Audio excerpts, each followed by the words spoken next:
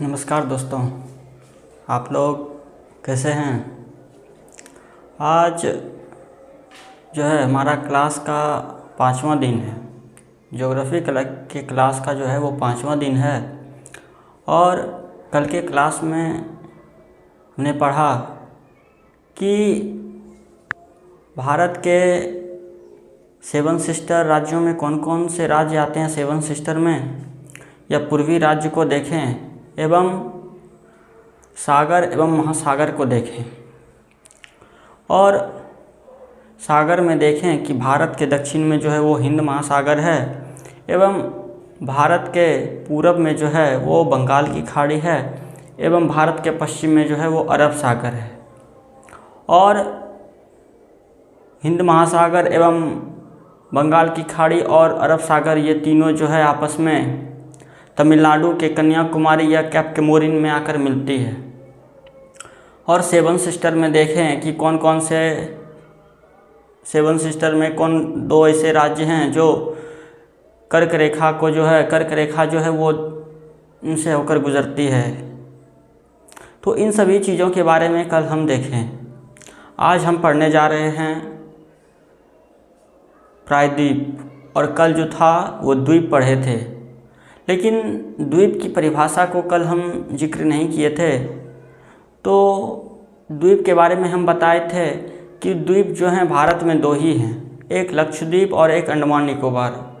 लेकिन अंडमान निकोबार में 500 से ज़्यादा द्वीपें हैं छोटे छोटे, लेकिन मुख्य रूप से जो है वो 2 द्वीप हैं, वो है अंडमान निकोबार और एक लक्षद्वीप।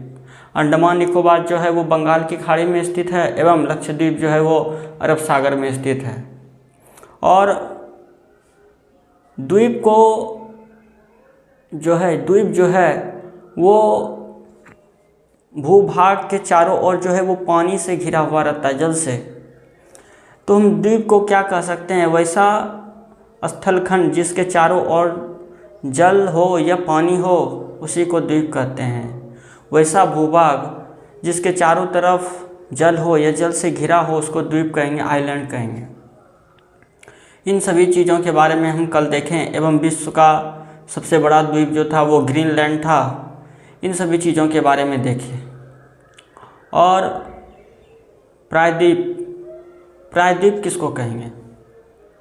जिस प्रकार हम देखें द्वीप स्थल खंड के चारों ओर जो पानी से घिरा हुआ रहता है उसे द्वीप कहते हैं। और प्रायद्वीप जो है वो स्थल खंड के तीनों ओर जो है पानी से घिरा हुआ रहता है। स्थल खंड के तीनों ओर से पानी से घिरा हुआ रहता है।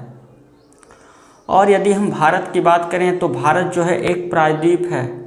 भारत जो है वो एक प्रायद्वीप है, क्योंकि यदि हम भारत को देखेंगे तो हमारा भारत इस तरह है।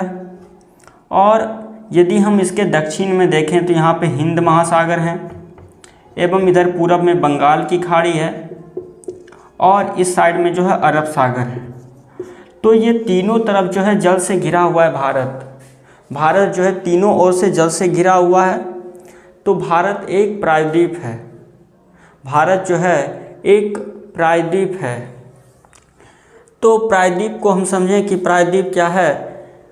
प्रायद्वीप जो है तीनों ओर भूभाग से तीनों ओर जो है वो पानी से जल से घिरा हुआ रहता है। और यदि हम प्रायद्वीप के बारे में जानें तो विश्व का सबसे बड़ा प्रायद्वीप जो है वो अरब प्रायद्वीप है। विश्व का सबसे बड़ा प्रायद्वीप जो है वो अरब प्रायद्वीप है। जिस प्रकार हम कल द्वीप के बारे में पढ़ें सबसे बड़ा द्वीप, उसी प्रकार सबसे बड़ा प्रायद्वीप जो है वो अरब प्रायद्वीप है। और भारत क्या है, एक प्रायद्वीप है। तो वहाँ पे आप नोट डाउन कर सकते हैं, भारत जो है एक प्रायद्वीप है। भारत एक ऐसा देश है जो एक प्रायद्वीप है। इन सभी चीज़ों के बारे में हम देखें। और आज हम जानेंगे कि भारत के समुद्री तट किन किन राज्यों को, सब राज्यों को जो है अलग अलग नाम है सबका, समुद्री तटों का। और इन सभी राज्यों के बारे में हम देखेंगे। गुजरात के तट को क्या कहा जाता है, समुद्री तट को। महाराष्ट्र के तट को क्या कहा जाता है, दमन के तट को क्या कहा जाता है। इन सभी चीज़ों के बारे में देखेंगे और उसके बाद जो है चैनल के बारे में देखेंगे कि चैनल क्या है। तो आइए सबसे पहले हम थोड़ी सी यहाँ पे ख़राब हो गई है भारत की मैप। यदि हम यहाँ से इस तरह, ये मेरा भारत है और यदि हम इसको देखें तो इधर हमारा जो है पश्चिम में गुजरात है और इधर हमारा पूरब में इधर जो है पश्चिम बंगाल है और ये वाला जो है इधर मेरा पूरब, इधर मेरा पश्चिम है और ये वाला जो है मेरा इधर पूरब है। आमतौर पर यदि पूछा जाए, यदि कहा जाए कि भारत के पूर्वी तट को क्या कहते हैं, भारत के पूर्वी तट को कोरोमंडल का तट कहते हैं। भारत के तट को जो है वो कोरोमंडल का तट कहते हैं एवं भारत के पश्चिम तट को जो है मालाबार तट कहते हैं। भारत के पश्चिमी तट को मालाबार तट कहते हैं एवं भारत के पूर्वी तट को जो है वो कोरोमंडल का तट कहते हैं। यदि आमतौर पर ये पूछा जाए कि भारत के पूर्वी तट एवं पश्चिमी तट, इस प्रकार। लेकिन यदि यहाँ पे हम गुजरात है और गुजरात की तट को देखें, गुजरात की तट को देखें तो गुजरात के तट को जो है काठियावाड़ का तट कहते हैं। गुजरात के तट को काठियावाड़ का तट कहते हैं एवं दमन से लेकर गोवा तक को जो है वो कोंकण तट कहते हैं। दमन से लेकर गोवा तक के तट को जो है वो कोंकण तट कहते हैं। या तो हम बोल सकते हैं कि दमन के तट को भी कोंकण तट कहते हैं, महाराष्ट्र के तट को भी जो है कोंकण तट कहते हैं और गोवा के तट को भी कोंकण तट कहते हैं। यहाँ पे कोई भी कंफ्यूज नहीं होना चाहिए कि दमन के तट को और महाराष्ट्र के तट को एवं गोवा के तट को, ये तीनों जो हैं राज्य एवं केंद्र शासित प्रदेश दमन, महाराष्ट्र एवं गोवा, इस तीनों तट को जो है कोंकण तट कहते हैं। दमन और गोवा के बीच जो भी राज्य आ रहे हैं वो हो जाते हैं कोंकण तट। एवं यदि हम गोवा एवं कर्नाटक के बीच की तट को देखें, गोवा एवं कर्नाटक के बीच की तट को देखें तो इसको कहते हैं केनरा तट। इसको कहते हैं केनरा तट। यहाँ पे आपको अच्छे से नहीं दिख रहा होगा केनरा तट, थोड़ी बहुत हैंड राइटिंग जो है ख़राब होगी, आप समझिएगा कि गोवा और कर्नाटक के तट को जो है केनरा तट या कन्नड़ का तट कहते हैं। गोवा एवं कर्नाटक के तट को जो है केनरा का तट एवं कन्नड़ का तट कहते हैं। या तो बोल सकते हैं गोवा का तट केनरा तट या कन्नड़ तट, या कर्नाटक के तट को केनरा तट या कन्नड़ तट कहते हैं। दोनों कॉस से ही है। एवं यदि हम कर्नाटक एवं केरल के बीच चलें, कर्नाटक और केरल के तट को जो है वो मालाबार तट कहते हैं। कर्नाटक एवं केरल के जो तट हैं उसको मालाबार तट कहते हैं। और हमने आपको बताया कि भारत के पश्चिमी तट को जो है मालाबार तट कहते हैं। इस तरह बोल सकते हैं। लेकिन कर्नाटक के यदि पूछा जाए कि कर्नाटक का तट एवं केरल का तट जो है क्या कहलाता है, तो वो मालाबार तट कहलाता है। और यदि हम मालाबार तट की बात करें तो वास्को डी गामा है जो सबसे पहले वो मालाबार के तट पर ही आया था। वास्को डी गामा जो भारत आया था 1498 ईस्वी में, तो वो मालाबार के तट पर ही आया था। तो यहाँ से इस पश्चिम वाले यहाँ तक आपको नोट डाउन कर लीजिए पहले कि गुजरात के तट को काठियावाड़ का तट कहते हैं। गुजरात के तट को काठियावाड़ का तट कहते हैं। एवं दमन से गोवा के तट को जो है वो कोंकण तट कहते हैं। या दमन के और महाराष्ट्र के और गोवा के, ये तीनों का जो है ये कोंकण तट ही हो जाएगा। महाराष्ट्र के भी तट हो जाएगा कोंकण तट और गोवा का भी जो तट हो जाएगा वो कोंकण तट। एवं गोवा से कर्नाटक के बीच के जो तट हैं वो कन्नड़ तट या केनरा तट कहलाएगा। एवं कर्नाटक एवं केरल के बीच का जो तट है वो मालाबार का तट कहलाएगा।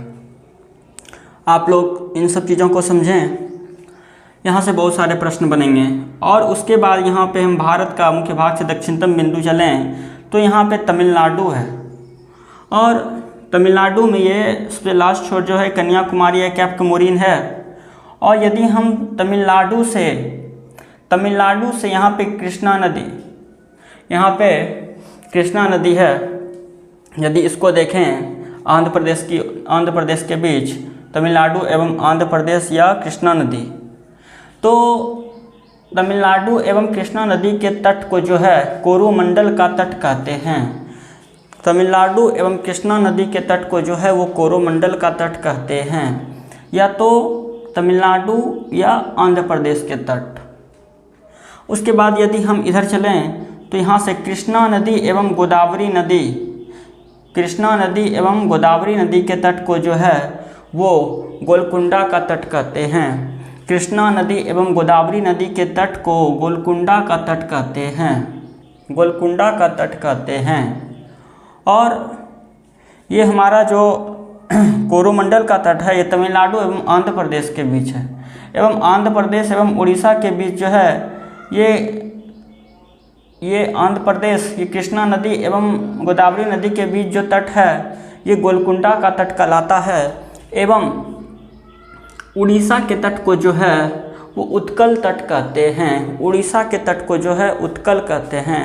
उ से उड़ीसा, उ से उत्कल, आप याद रख सकते हैं, उ से उड़ीसा एवं उ से उत्कल, और उड़ीसा के तट को उत्कल तट कहते हैं। एक बार फिर से हम जानते हैं कि भारत के समुद्री तट को अलग अलग राज्यों में अलग अलग नाम से जानते हैं।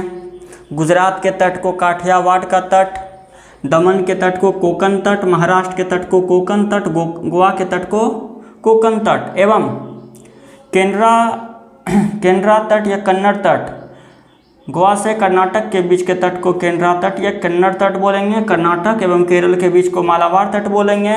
और कन्याकुमारी एवं कृष्णा नदी के बीच जो है वो कोरोमंडल का तट है, एवं कृष्णा नदी एवं गोदावरी नदी के बीच जो तट है वो क्या कहलाएगा, गोलकुंडा का तट कहलाएगा। और उड़ीसा के तट को उत्कल तट कहते हैं। उड़ीसा के तट को उत्कल तट कहते हैं।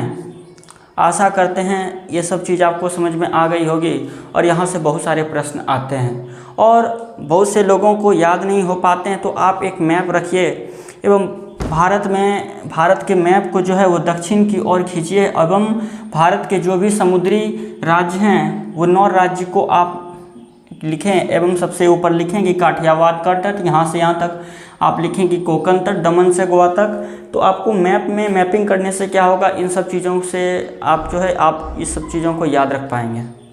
एवं हम बताएं कि भारत के पूर्वी तट को जो है वो कोरोमंडल का तट कहते हैं। भारत के पश्चिमी तट को जो है वो आपका मालाबार तट कहलाता है।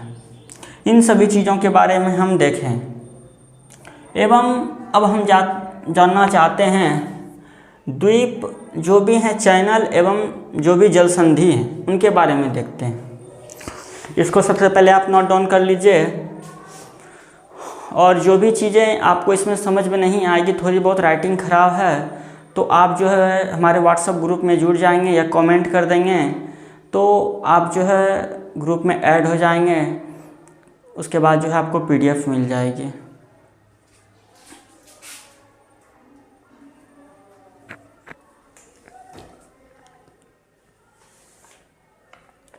आप लोग नोट डाउन कर लीजिए। सबसे पहले नोट डाउन कर सकते हैं। गुजरात के तट को काठियावाड़ का तट कहते हैं। गुजरात के तट को काठियावाड़ का तट कहते हैं। गुजरात के तट को काठियावाड़ का तट कहते हैं। गुजरात के तट को काठियावाड़ का तट कहते हैं। गुजरात के तट को काठियावाड़ का तट एवं कोकण तट, दमन एवं गोवा के बीच को तट को जो है वो कोकण तट कहते हैं।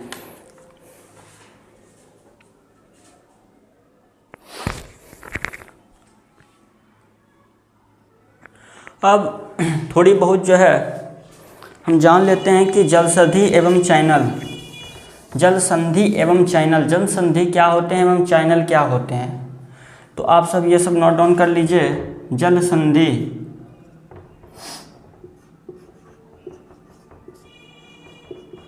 जल संधि एवं चैनल।